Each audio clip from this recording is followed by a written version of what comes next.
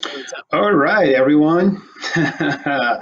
So, welcome to my Idaho friends. Those of you that are tuning in, thank you for taking time out of your day to join us over here on Argus TV. As always, shout out to Argus TV, Erica and Justin. Thank you for letting me be here and do my thing. Today, I'm pretty excited. Have a very special treat. Uh, we get to have an awesome conversation with Jesse Brock from Combat Fitness, SBG, Idaho. So, for those of you that do not know Jesse, he is an athlete, mixed martial arts professional fighter, coach, and gym owner. So, Jesse, thank you for taking time to be here with us today. You're welcome. Thanks for having me. Absolutely. And like always, we're always supporting local over here. We're going with Barbarian Brewing tonight. Cry of the Blackbirds. Don't worry, Jesse. If you're not drinking, I'll drink for the both of us. Cheers to us. No. Cheers. And let's get started. Um, so, Jesse, I have a number of questions, and you're probably going to be a little bit annoyed at me because I'm going to be coming from the perspective of somebody who knows little to nothing about mixed martial arts uh, and about what is it like training in a gym like yours and all that other stuff. So we're going to hit that, but before we talk about your business, before we talk about the history of combat fitness and SBG and everybody that trains there, I want to talk a little bit about you first. So tell us.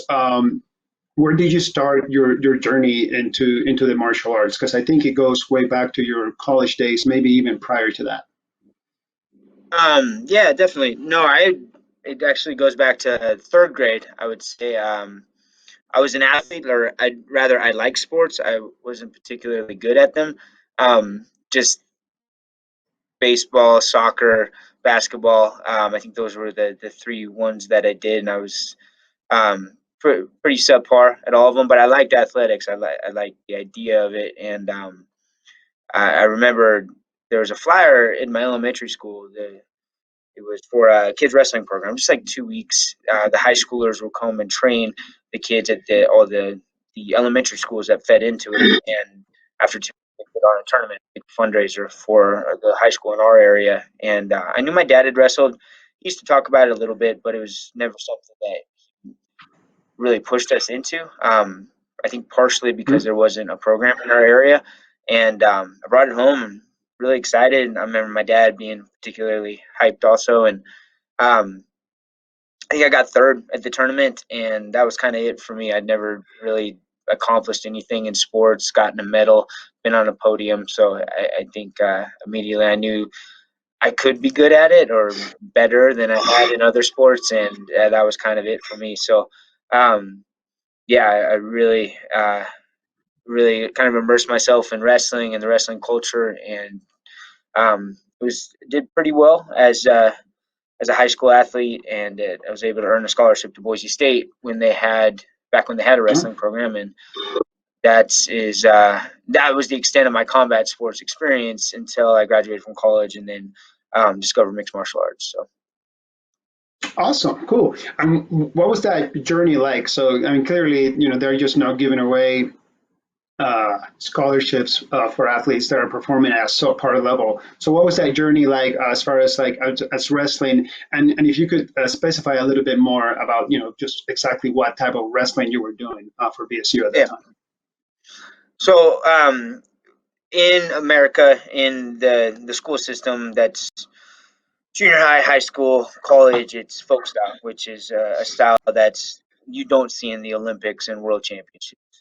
Olympic and World Championships is freestyle and Greco. That goes to the internationally recognized styles that you can actually be a world champion in. But here in the states, we have uh, kind of the ultimate, at least at the high school state level, as being a state champion.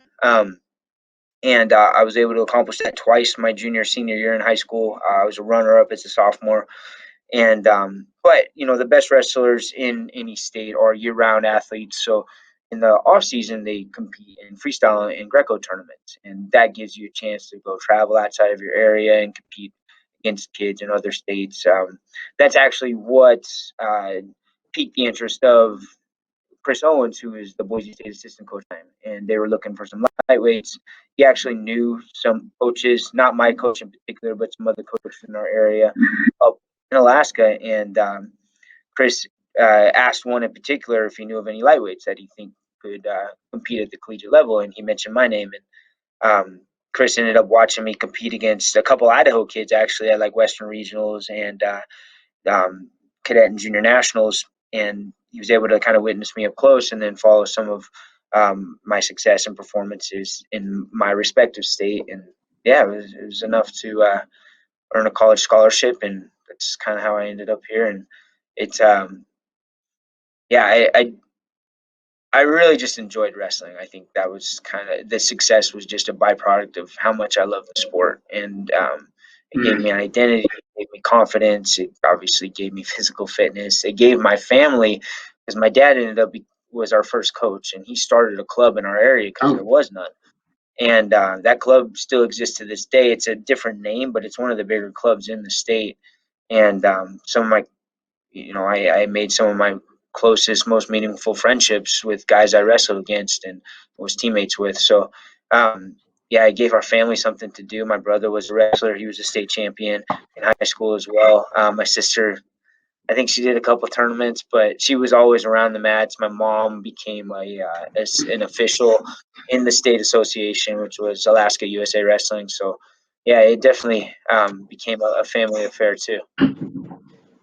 well, that's awesome. It's a great story.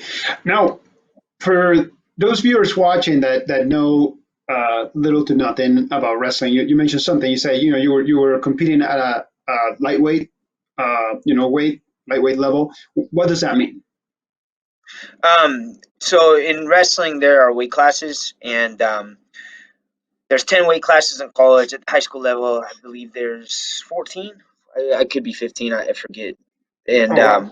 they want you. Wrestling is a very physical sport. It's an individual sport, so they need to divide the athletes by weight classes. Otherwise, the bigger guys that may not be as technical as some of the smaller guys would just win due to the majority of the time due to just size and strength. So, um, and the lowest weight class in college is 125. Um, so I mean, and these guys are cutting weight, so it's they're a little bit bigger than that naturally. But the lowest weight class in comparison by high school is like 98 pounds. This is a weight class that's dominated by freshmen, sophomores, kids that haven't quite hit puberty yet. Um, but generally, if you're going to wrestle in college, you need to start at least getting big enough to wrestle in the 125-pound weight class, or it's 126 in high school, but right around there. So, something that would translate to being a 125 pounder in college. I actually wrestled 125 exactly as a high school senior, and I ended up wrestling 133 in college for my first 4 years because I redshirted my first year, and then I moved up to 141 pounds as a senior. And I grew a bit. I put on a good 12 to 15 pounds of muscle just through training, and then my natural maturity. Awesome, cool. Now, I know we're going to move on to the extra good stuff, but I really like this right now. Talking about the wrestling and whatnot, you mentioned something about the wrestling program, how it's no longer in place. Can you just touch on that a little bit? What's the story behind that? Because you have Yeah, I believe. a great deal of success from that program. I'm sure not Uh-huh. just you, but like your fellow teammates and everybody that was part of that program. I'm sure that they got a lot out of it. Yeah, no, it Boise State wrestling made me the man I am today in so many ways, and um, it's definitely a shame that other kids that want to stay in the area and compete for the local school, the local university, can't do that. But Boise State wrestling was very successful. Prior to when I arrived, the year before, they had two All Americans and a national champion, Kirk White and the late Larry Quizzle, who was third place, and they finished top 10 nationally. Mhm. It had never been done, and they were 10th place at the NCAA tournament, and they were second place in the Pac 10, which that was their highest finish in that conference so far. And just a little background there: traditional Pac-10 schools. Um, Stanford, UCLA, USC, Oregon, Oregon State. Many of them don't have a wrestling program. There are a few that do. Oregon, Oregon State in particular. Well, not currently. Oregon has dropped their program, but back then it was Oregon, Oregon State, Arizona State, Stanford, and then the other 10 schools were uh, Cal Poly, Cal Davis, Cal Fullerton, Cal Bakersfield, Davis, and then there's I believe Portland State and us. So Wow. that made a So conference of 10. Sorry, go ahead. no, yeah, and but was it just like a budget funding issues, or it was just like, I mean, it sounds like it was a very successful program. What was the for those that are watching who are not familiar with that, like they don't know anything about that, like what was the basis for the program to just, I guess, just go away? Um, that's a good question. I don't think those of us that supported Boise State wrestling and were not in support of the program dropping ever really got a straight answer. None that made sense based on Okay. the facts. Bob Kustra, who's the president at the time, and the AD, Kurt Apsey. Um, well, I guess I should rewind a little bit. So the program was accomplishing a lot on the national level. The year before I helped out as a coach for 2 seasons after my graduation, and my last season I helped coach a national champion in Barrington. Um, and the, After that, we had a couple more runner-ups, multiple All-Americans. We had at least two more top 10 finishes at the NCAA tournament, countless Pac-10 titles, and at both as a team and as an individual. It was a program that was rich. It had a rich history of success. But a few years prior to when they dropped the program, it definitely hadn't been as successful. And there's probably multiple reasons for that. Sometimes you miss on recruits, and Mhm. like any sport, things evolve, and as a coaching staff and as athletes, you got to just evolve with it. And I know the coaching staff was working real hard to right the ship, but um, the administration ended up getting rid of my coaches, Greg Randall, Chris Owens, and I know we were all kind of shocked by that. Um, and they ended up hiring Mike Mendoza, who was the coach at Bakersfield. He came on board, and no, Mike was he's a great guy by all accounts, an awesome coach, but he's not well known. So some of us that supported the program were a little perplexed, or I guess had questions about how he would perform in those duties. But um, his first year, he did a great job. He surrounded himself with former Boise State wrestlers as his assistants. Got rid of guys that just were dragging the team down, and cleaned up the team GPA. They had their best recruiting class in like 11 years. It was ranked in the top 5 nationally. Like the program was Wow. turning around, and while so this is the first season, and they cleaned house, and we knew it was going to get a little bit worse before it got better, but it was getting better in a hurry, and the community was really excited about the possibilities for the. And that summer they had recruits on campus, and Kurt Apps, he walked into the wrestling room when there was just kids there talking to their teammates, talking to coaches, um, and started handing current athletes their release forms when there was recruits on campus. Why are there recruits on campus when you're getting ready to drop the program? And these were questions that the wrestling community was asking, and the response that was given was that the administration had plans to do this, but didn't quite know how. Like they needed some time to make a better plans. And our response was, okay, so you had months to figure out how you were going to do this, and that's what you came up with to like have. Or it wasn't even the AD, it was a compliance officer. Have just a random compliance officer walk in and start handing out release forms to the athletes when there's recruits on campus. Like that's what you came up with. Um, like right away it was a little fishy, and it had a lot to do, I believe, with the addition of the Boise State baseball team. I personally have nothing against baseball, but I do know Custer is on record as saying that before he left Boise State, he would have a baseball team there. Hmm. Even though Boise's really, from what I've been told by people that know baseball, isn't the greatest baseball community. It's just too cold. It doesn't really become baseball weather until like April.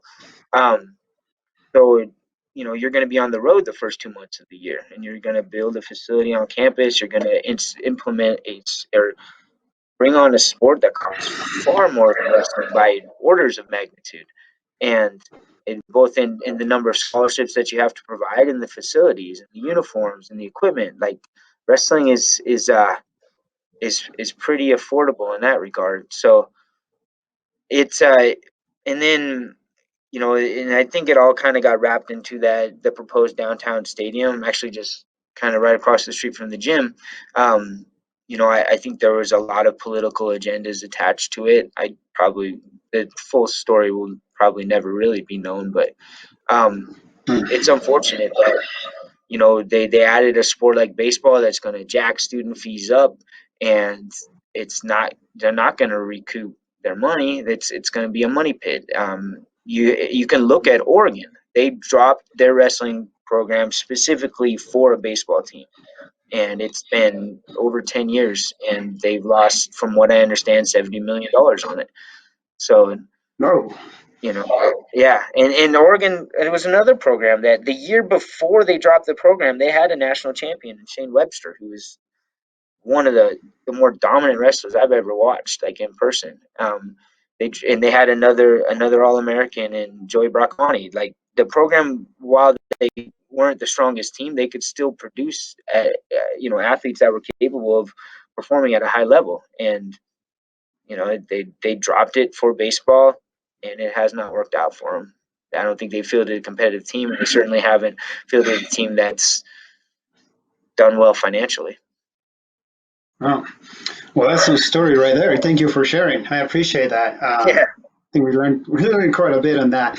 And I just want to reiterate, and just like what Jesse just said, that he has nothing against baseball. He played baseball himself when he was a kid.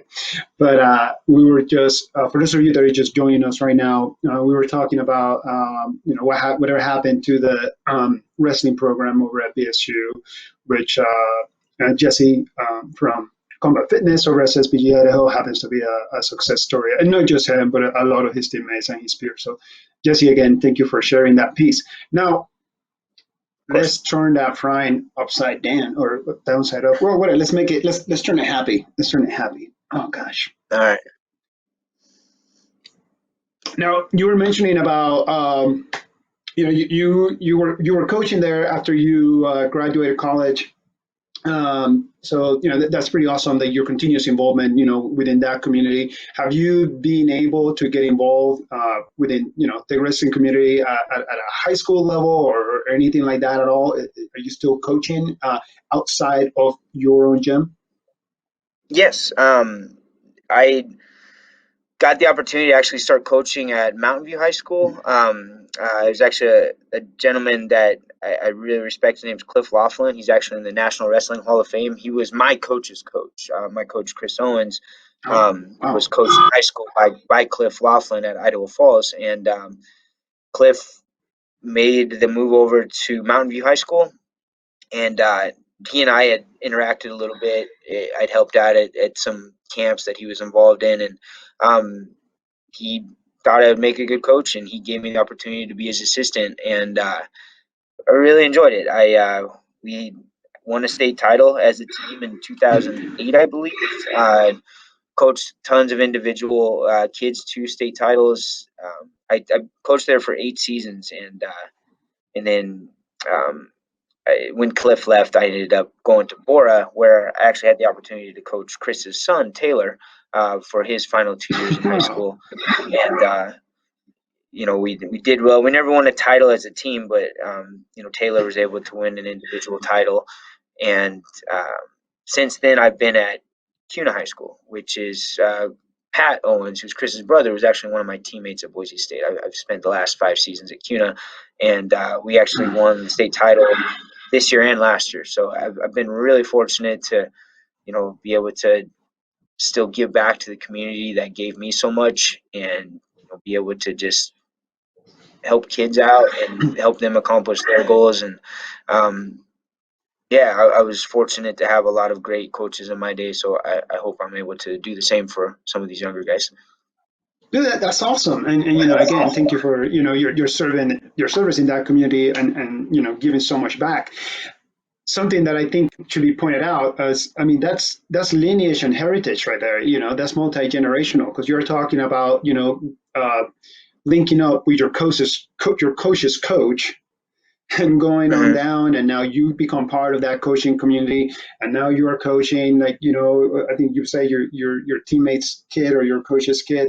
That's pretty cool, and that's I think that's really important, and it should weigh heavy on those who love the sport of wrestling, and are very much aware of how much that means to the kids and the young athletes as they develop into young adults. So that's pretty rad.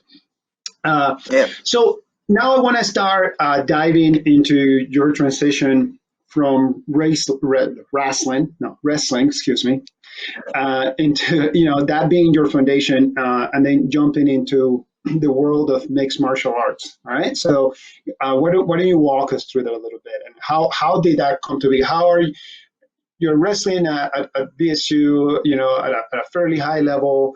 You graduate, you're helping out with coaching, and then all of a sudden it's time to start punching people in the face and kicking them in the kidney. I want to know all about it. Okay. So I actually competed after my collegiate eligibility was done. I wrestled internationally. Um, like on the senior circuit is, I guess, the best way to describe it. Guys that are competing for spots on the Olympic and world teams. And I did that through the Bronco Wrestling Club, which was associated with it's the freestyle team that's associated with the folk style program. And I did that for 2 years, and I had mixed success. It was definitely harder. I didn't enjoy it as much. There just wasn't as there wasn't the same team environment, and it's a tough road, and you're competing, to be one of just a handful of guys that represents the country, and these are guys that were, the cream of the crop at the collegiate level, and I definitely Mm-hmm. wasn't a national champion. I had some good success, but never quite got over the hump as far as being an All American. So, I was getting better. I felt like, it was given enough time, I could eventually get there, but it yeah, I remember in one tournament in particular, I just decided I didn't want to do it anymore. I can't quite remember what uh, kind of led to that epiphany, but I had qualified for World Team Trials that year, and I decided not to attend. I remember getting the packet in the mail from USA Wrestling, kind of outlining the process, where the event would be held, and I threw it in the garbage, um, and looking back, I kind of regret it. I wish I had at least wrestled at the trials that year, but yeah, I just for whatever reason I needed a little break from wrestling. Summer, my friend Scott Jorgensen, who was my teammate for a few years, and then I helped coach him while he was finishing up his eligibility.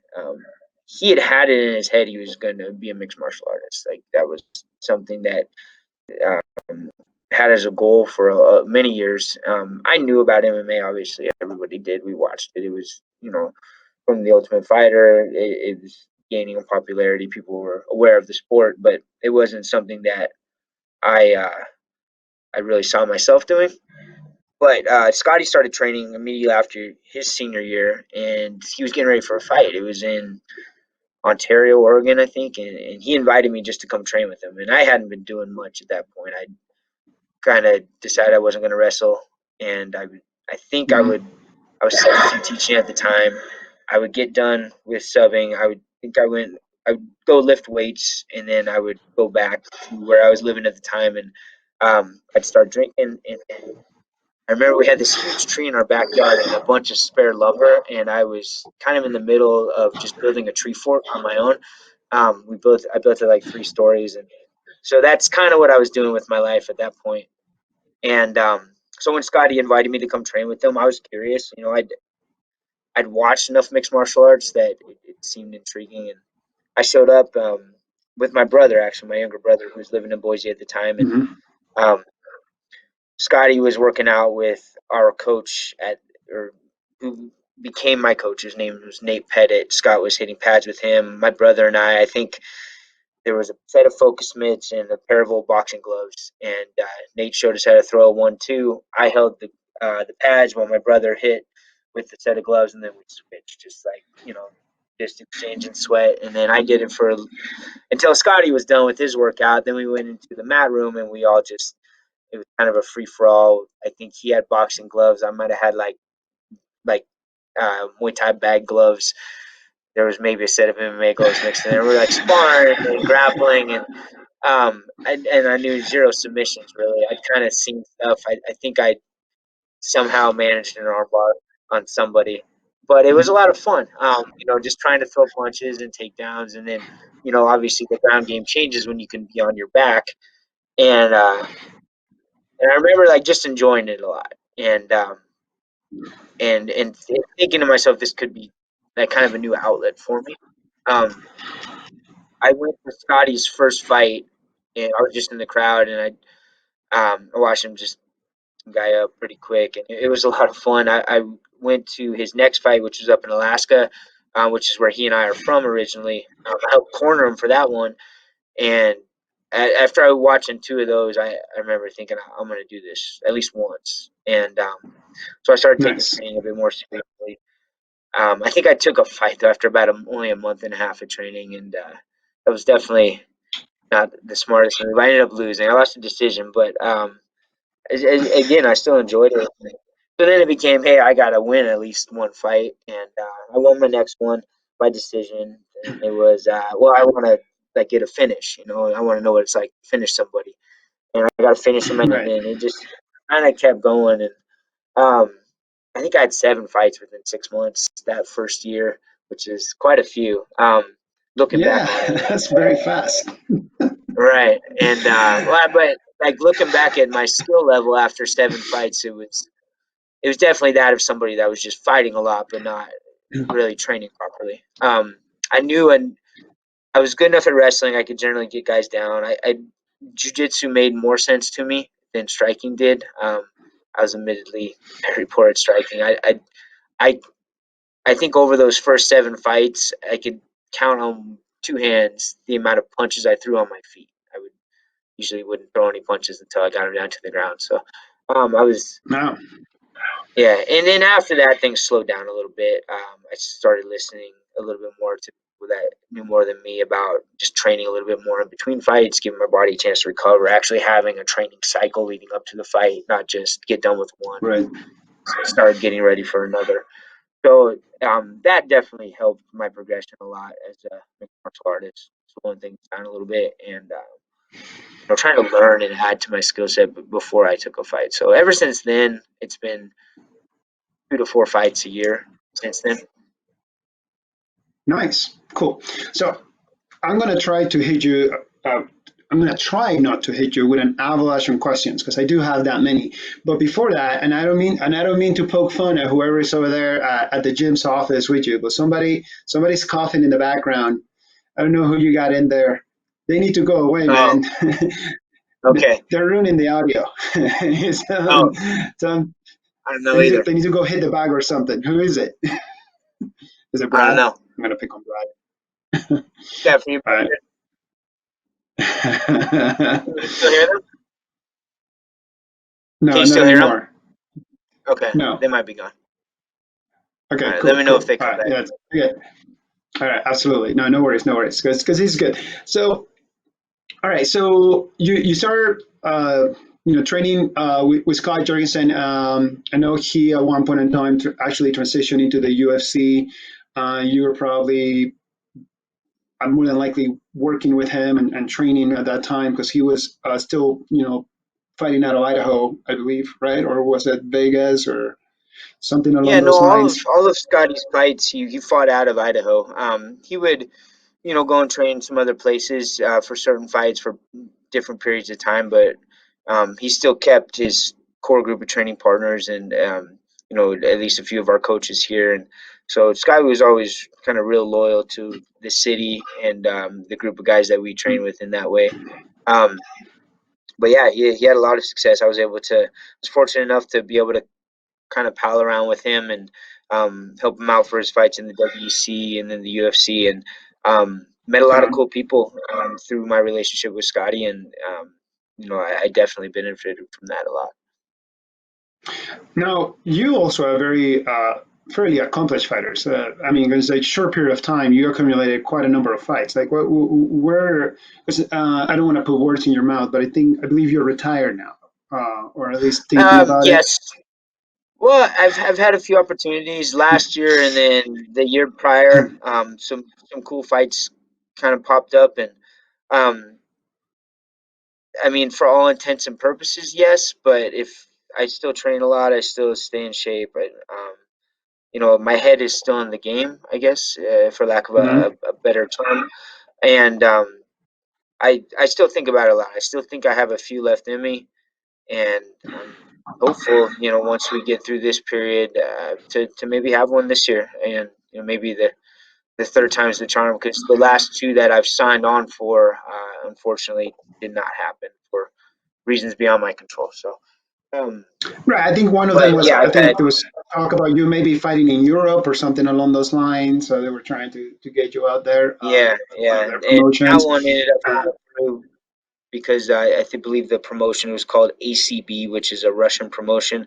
Uh, the fight was actually against a guy named Brad Pickett, who's definitely a legend in the lightweight divisions, and I was gonna fight him in London, and the show ended up losing its insurance or something like that. I don't know. They basically shut down uh, all events outside of Russia. So and then last year, you hear something like that, and immediately I start thinking Bloodsport and Kumite and all sorts of crazy. It's a Russian promotion. Nothing against Russians or Russia. Awesome country and awesome people, but then all of a sudden, like you're like, oh my gosh, the insurance. I'm like, yeah, kind of a big deal. right. And then I have a belt here with the local promotion with Front Street Fights, and I was set to defend that this past October, and my opponent ended up getting hurt, so they weren't able to secure a replacement. I'm hopeful, I get to defend that thing at least once before I get Mhm. too old. So we'll see. I hope maybe that can materialize this next year or this Right. coming year. Don't say too old because we're the same age, coach. You're the same Oh, age. there you go. Yeah, All no, right. I might be like a year older actually. So yeah, that's ooh. So, but and how has that been a good fit for you, and not only for you, but actually some of the fighters from your gym, people that work at your gym and train at your gym that also get to compete over at Front Street Fights. Has that been a good fit? What are your thoughts on Front Street Fights? It's been awesome, man. It's at least locally, there hasn't really been a platform, a stage that local fighters could uh, could compete on. It's if you don't have something local, then you end up traveling a lot, and you are the opponent, and Right. you're being set up as a tough guy that's meant to build up the local, and it's cool. You need to be able to win on the road too, and you got to be able to go into somebody's house and beat them. But it is nice being able to stay in your own backyard. There's with a promotion that's trying to build you up, and we've got a lot of young Mhm. athletes with tons of upside, and Front Street's really gotten behind a lot of them, and tried to find matchups that were going to force them to evolve as fighters and really advance their careers. So it's been uh, it's been great. It's been a lot of fun, just competing for them as an athlete, and then in this later stage in my life, being able to just help guide these young athletes and make sure that they're well prepared. So when they're given those opportunities on the stage that Front Street provides, they can shine. Awesome, man. Again, you're not that old. You just keep saying later Uh-huh. station life, man. Don't do that. No, All right. Well, let's talk a little bit now about your business. All right. So that's my jam. I just love to talk about local businesses. Probably a little bit to do with what I do for a living. So, yeah, um, combat fitness. How did all that get started? Was it combat fitness from the very beginning, or did it used to be something else yeah, and then transition into that? And then if you could link that up as to how eventually your gym became part of SBG, which is Straight Blast International. yep. Street Western I don't want to call it a I don't want to call it like a chain of gyms, but it's a worldwide organization. Yeah. affiliate Um, organization. Yeah. yeah. So yeah, we started out as combat fitness. We had a team, just a team of individuals, and we were training at just kind of random facilities. We actually started out at Gold's Gym on Park Center. They had a boxing ring up Mhm. there with some bags, and then kind of across the way there was a mat room, and but we were training there initially. I think they shut that program down, so we went over to the Boise State Wrestling Room. Scotty and I were able to use some of our connections with the wrestling program there, where they would let us in after they were done practicing. And the administration caught wind of that. They were going to start charging us, which we were fine with. And then I think they just shut it down completely. So from there, we went to the local promoter at the time had a warehouse, and I think he had a cell phone business too. So we were in the back. There was a mat in a cage, and there was boxes of cell phones just kind of like surrounding it, and that's where we practiced full day. And and I remember Scotty and I. We actually went down to Sacramento. We both knew Uriah Faber pretty well, and he had just opened his gym, Ultimate Fitness, in Sacramento, and Mhm. invited Scotty and I to come check it out. And we walked in. We were pretty blown away. It was definitely a lot nicer. It was a legitimate facility, and one that was definitely a lot bigger than anything, or more organized. It was a legitimate business, and I think we both realized at that point, if we were going to become better, then we needed a facility like that ourselves. We needed to be able to, you know, go somewhere at all hours. We needed something that was open at all times, or a lot more than the facilities that we were in at the time were. So um, we actually had two friends that worked for Hawkins Company, which is your local big commercial real estate company, and we brought them on board, and they were able to kind of help us navigate some commercial real estate properties. And we ended up opening a little place in Garden City, where like Western Collective is, if Yeah, the Boise brewery. CrossFit, like, yeah. So it's just, if you Western Collective is on your left, if you go down to Brown Street and take a right, we're like right there on the left. That's the building that we used to be in. I think it's a carpet store now. No. So we were there for about 3.5 years, and we were starting to figure it out a little bit. We knew that the fight team wasn't going to sustain us financially. We would have classes for people that didn't want to fight, and we were kind of learning how to do that a lot better. Um, and Hmm. then it got to the point where if we were going to make this a real viable business, we just needed a bigger place.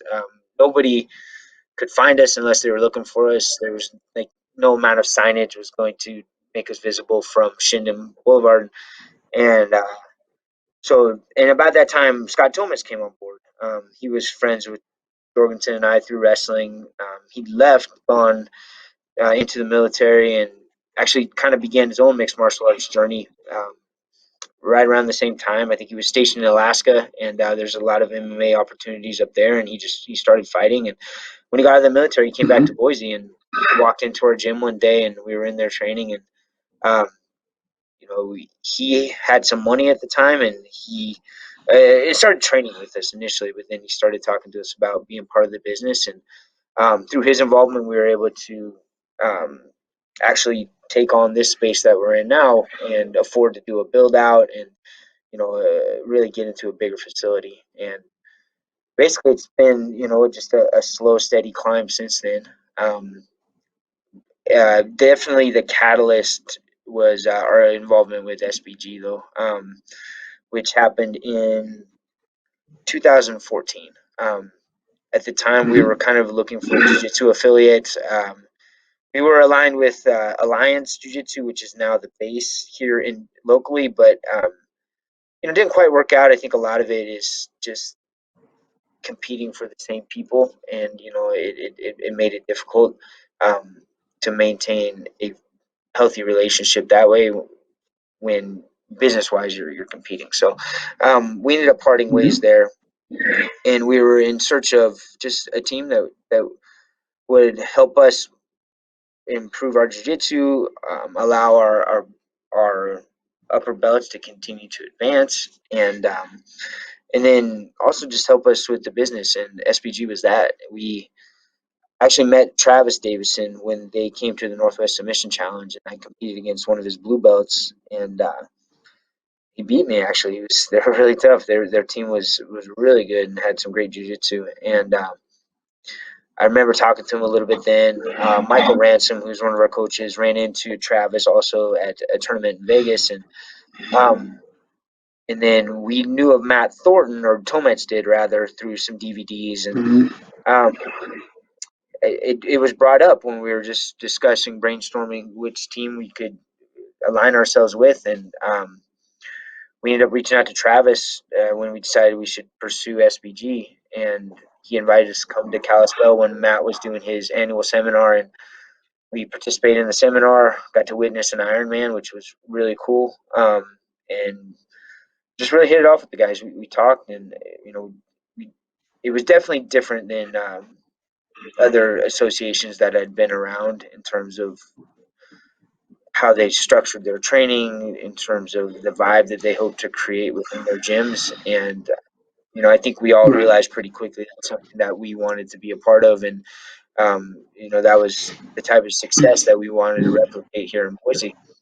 And yeah, ever since then, it's been just again a slow, steady climb. And the last couple of years, things have, I guess, kind of reached a new level. And man, I couldn't imagine being where we are now without those guys, with Travis and Matt, and everybody else involved in Straight Blast Gym.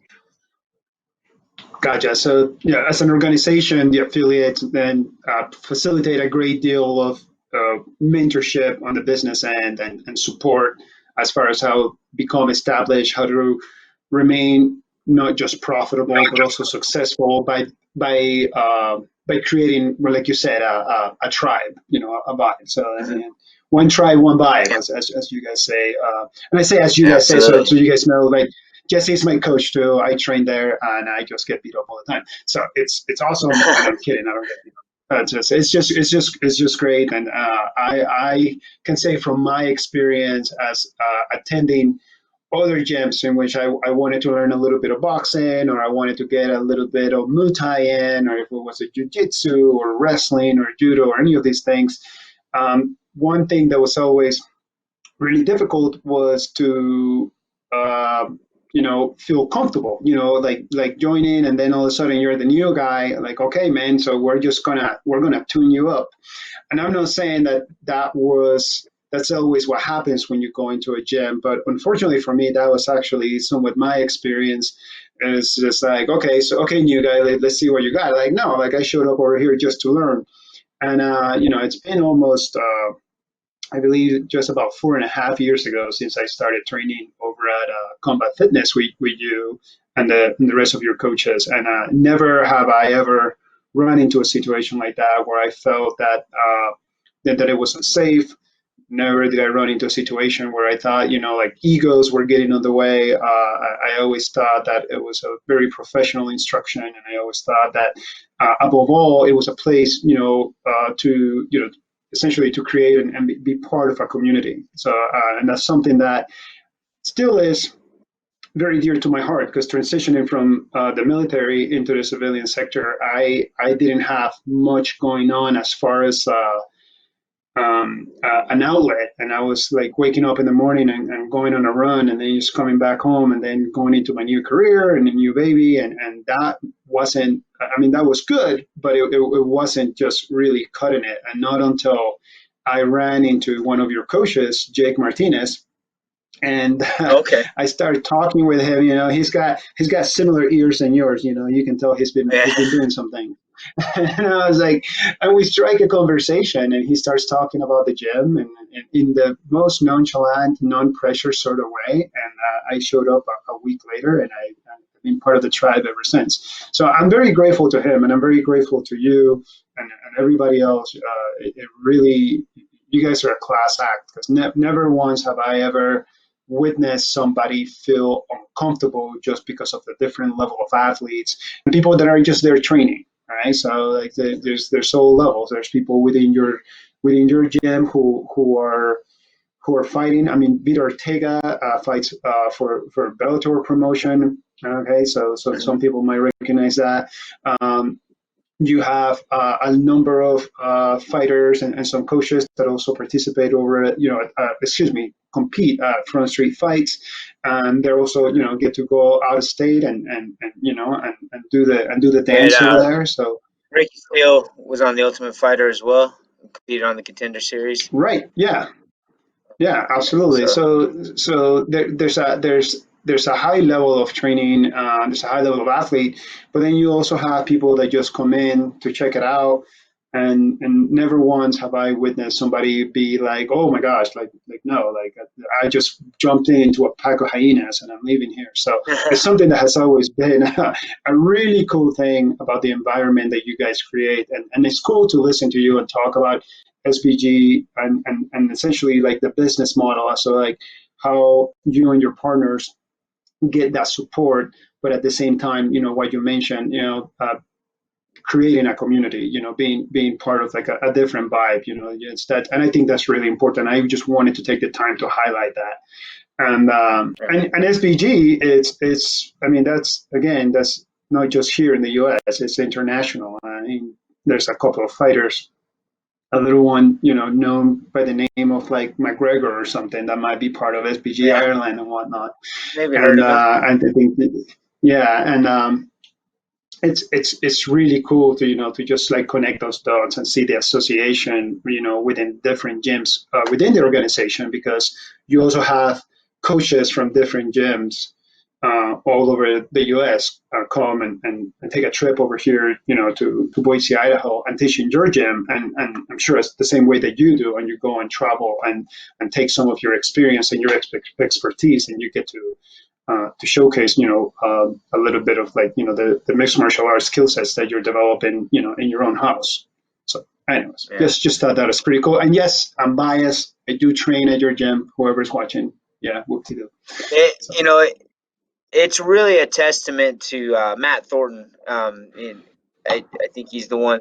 It's kind of his brainchild, and um, mm, that and well, and the other coaches as well. That the people that have been there for a long time. Like I am able to continue to evolve as a martial artist, and and also see the way these high level coaches coach their students and their athletes, and take some of those methods back. And but Matt's really great about just allowing us to kind of have our own flavor to what we do. He and I think he knows that we aspire to high standards, and we're not going to do anything. We're not going to put anything out. We're not going to teach in a way that would bring down the organization, anyways. But yeah, it's been awesome, man. I can't say enough about those guys and their willingness to just bring us on when they didn't really know us, and um, I'm not sure why. I guess we just had a good enough first impression that they were willing to take that leap, and um, but it's been awesome, man. I can't say enough about those guys, and how much they've done for myself and the other coaches, and by extension my family. So awesome. That's wonderful. Well, before we start running out of time, I want to give you, however long you need to take, tell us a little bit more about the gym. I want you to highlight, your baby, your business, your home, your work culture, your work family. What what classes are available through your gym? I know we're living in the world, right now in the times of the pandemic and dealing with COVID-19, and we're not going to touch on that. You just go ahead, let us know what is it that what are the different services, the different classes that you can take, through Combat Fitness over here at SBG Idaho? Is it adults only? Is it children as well? Just give us a warm and fuzzy about the business, please, and what you got to offer to the community. You got it. So Straight Blast Gym Idaho is for people, men, women, children, all ages, all ability levels that want in better shape, that want to become just mentally, physically, emotionally stronger versions of themselves. And martial arts is a great vehicle for that.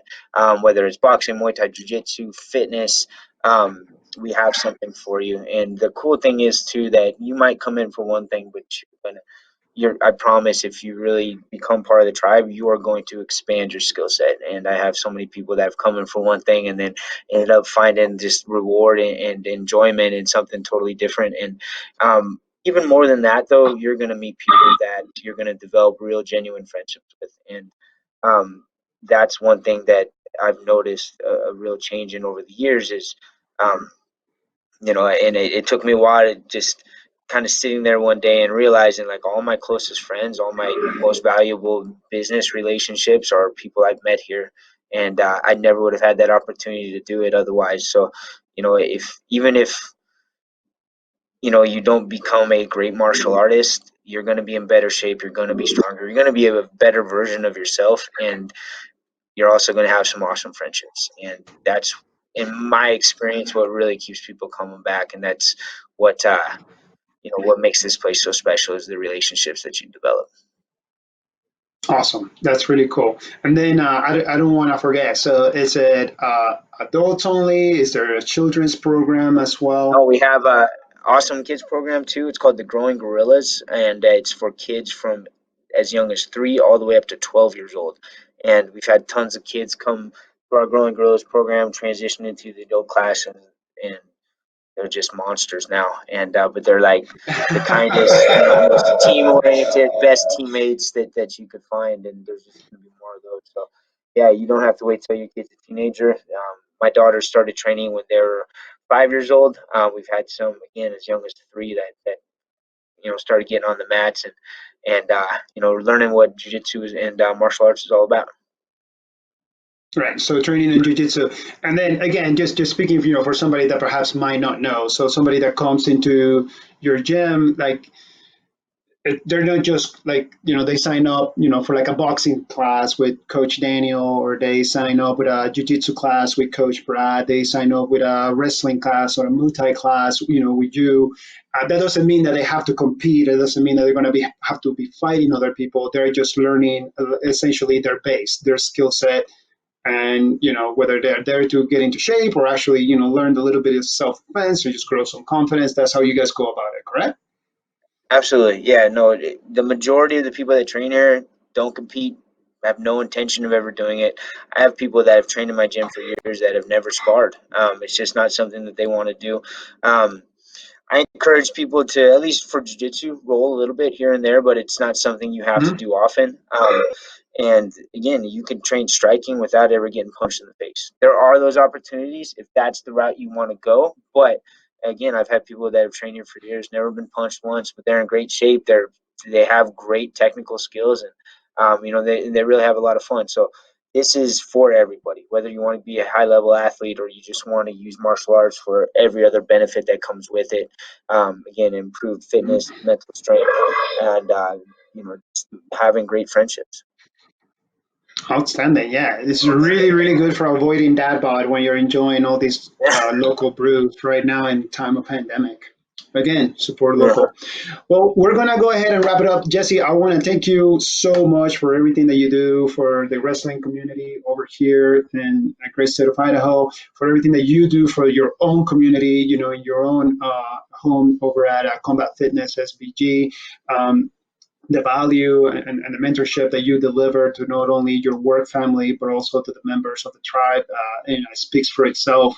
I certainly not only consider you a great coach and mentor but also a friend. So thank you for taking the time and the opportunity to come over here and listen to my goofy accent while I'm drinking beer and ask you a bunch of questions. Um, Again, thank you to Argos Productions TV, Justin and Erica. I always really appreciate it when you give me the opportunity to take the time to talk to people that I think have a fantastic story to share about not just themselves, but also what it means to be a business or a center of influence here in the great state of Idaho. Again, thank you everybody that tunes in to watch, and if it's just for a little bit or the whole thing. And remember, Idaho, when you get a chance, get out there and be kind to somebody. Here's some night.